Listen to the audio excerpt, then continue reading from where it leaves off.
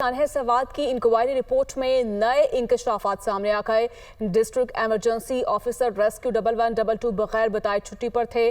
Police दफा 144 पर सही तौर पर अमल दरामद करवाने में नाकाम रही। पुलिस ने FIRs काटने में कमजोरी दिखाई। रिपोर्ट में फ्राइज से गफलत के मुर्तकिब सरकारी एहलकारों और अफसरान की निशानदेही की गई। 27 जून को दरियाए सवात में 17 अफराद डूबकर जाँ बहक हो गए थे। इसी पर मजीद बात कर लेते हैं। ज़ीशान काकाखेल हमारे साथ मौजूद हैं। जी ज़ीशान, बताएगा मज़ीद क्या इंकशाफात सामने आए हैं?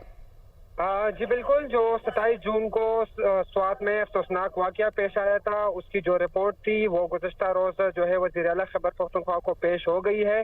इस रिपोर्ट में इंकशाफ हुआ है कि जो रेस्क्यू का जो सरबराह है वो उस दिन जो है ड्यूटी पर मौजूद नहीं था। उन्होंने जो बाला अफसरान है उनको बताया ही नहीं था और वो ड्यूटी से गायब थे। इसी तरह जो दफ़ा 144 नाफिज किया गया था उसमें भी मुतल्लिका जो इदारे हैं जिनकी जिम्मेदारी थी उस पर अमल दरामद करना, उसमें उन्होंने नाकामी दिखाई है। इसी तरह रेस्क्यू और दीगर जो सरबराहान है इसमें ये इंकशाफ हुआ है ज़रा के मुताबिक कि वो सिफारिश की गई है कि उनके खिलाफ कानून के मुताबिक तब्दीली कार्रवाई की जाए क्योंकि उन्होंने अपने जिम्मेदारी जो है वो पूरी नहीं की है।